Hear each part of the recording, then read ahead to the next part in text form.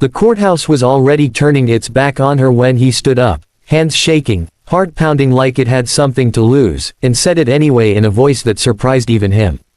In that moment, a single father with worn shoes and a tired soul made a decision that would change two broken lives forever, because silence suddenly felt heavier than fear, and walking away felt worse than standing alone. If you believe in kindness, second chances, and the quiet courage of ordinary people, take a moment right now to like this video, share it with someone who needs hope, leave a comment, and subscribe to the channel so stories like this continue to be told. The man who stood up that day was not a lawyer, not a hero by profession, and not someone used to being noticed. He was a single dad named Daniel Reyes, a warehouse loader by night and a parent by every breath he took. His mornings began before sunrise, packing lunches and tying shoelaces, and his nights ended with exhaustion heavy enough to feel like guilt. His wife had died 3 years earlier in a highway accident that left him learning grief while raising an 8-year-old daughter who still waited for her mother's shadow at bedtime. Daniel lived carefully, quietly, always counting money, always counting days, always trying not to fall apart in front of the only person who depended on him. Courage, to him, had always been getting up again, not standing out. That morning, he had come to the courthouse for a reason so small it felt humiliating.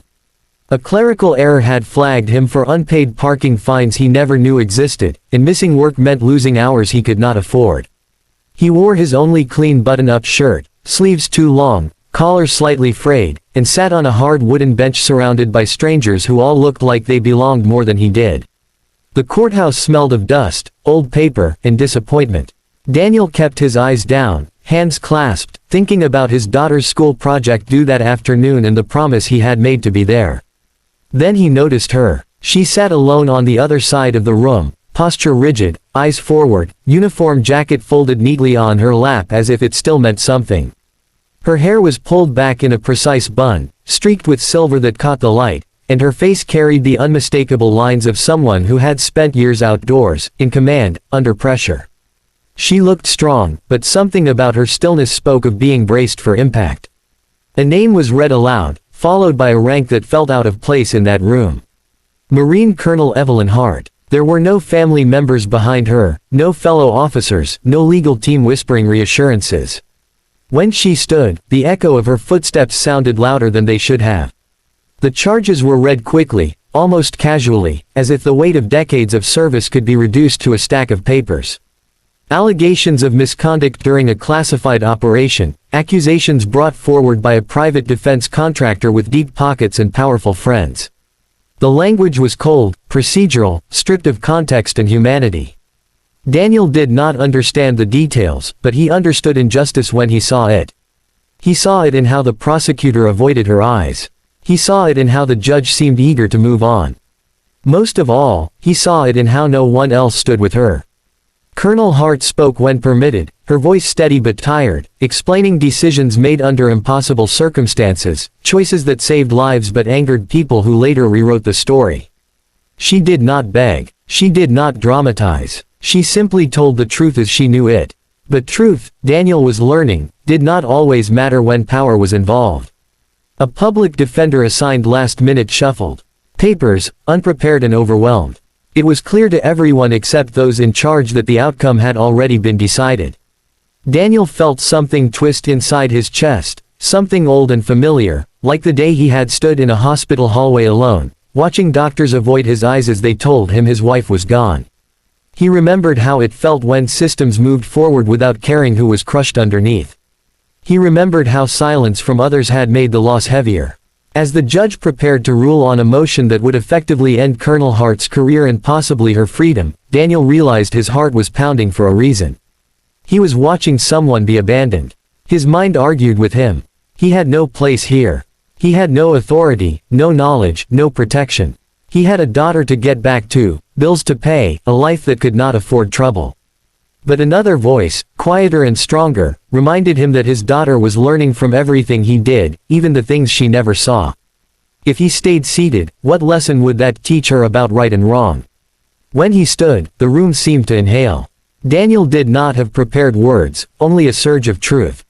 He spoke about character, about sacrifice, about what it meant to defend people who could not defend themselves. He talked about his own wife, a nurse who had run toward danger every day and never once made the news. He talked about how easy it was to tear someone down when they stood alone, and how dangerous it was to confuse convenience with justice. His voice shook, but it did not break. He did not accuse. He reminded. The judge hesitated, irritation flashing before something else appeared, something like curiosity. The courtroom murmured. The prosecutor objected, but the interruption had already done its work. The judge asked Daniel why he felt compelled to speak. Daniel answered simply that he was tired of watching good people be erased quietly. He sat back down, heart racing, certain he had made a mistake. But the moment lingered. The judge delayed the ruling, ordering a review of evidence that had previously been dismissed as irrelevant. A continuance was granted, short but significant. Colonel Hart was escorted out, her expression unreadable, but as she passed Daniel, she paused. For just a second, her eyes met his, and something unspoken passed between them, something heavy and grateful and restrained. Then she was gone. Daniel returned to his life shaken. He picked up his daughter late, apologized, cooked dinner, helped with homework, but his mind kept returning to that courtroom. Days passed, then weeks. One evening, a letter arrived addressed in careful handwriting. Inside was a note from Colonel Hart. She thanked him, not for changing the case, but for changing the moment. She explained that new counsel had been secured after the delay, that evidence was emerging, that truth had room to breathe again. She wrote that after decades of command, being defended by a stranger reminded her why she had served in the first place. Their lives crossed again months later when the charges were formally dismissed. The story did not make headlines. There was no public apology. But there was vindication. Colonel Hart was reinstated, though the scars remained. She attended Daniel's daughter's school play quietly, sitting in the back, clapping the loudest. She helped Daniel find resources, better work hours, a scholarship program for his daughter funded by veterans who had heard about what happened in that courtroom. Daniel never asked for help, but he learned to accept it. What changed most was not their circumstances, but their understanding of strength.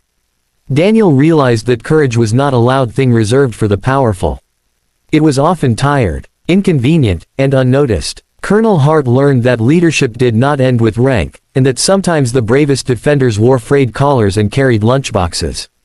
Years later, Daniel's daughter would write an essay about heroes. She would not mention soldiers or capes. She would write about standing up when it costs something, about choosing compassion when silence feels safer. Daniel would read it with tears he no longer tried to hide. If this story touched your heart even a little, if it reminded you that one voice can matter more than 1,000 silent ones, please take a moment now to like this video, share it, and subscribe. Your support keeps these stories alive. And before this story ends, leave a comment telling us where you're watching from or who this story reminded you of, because your words might be the encouragement someone else needs today. The courthouse still stands, indifferent and unmoved, but somewhere inside its walls, a moment remains etched into the quiet. A moment when a single dad chose to stand. A moment when a Marine colonel was no longer alone.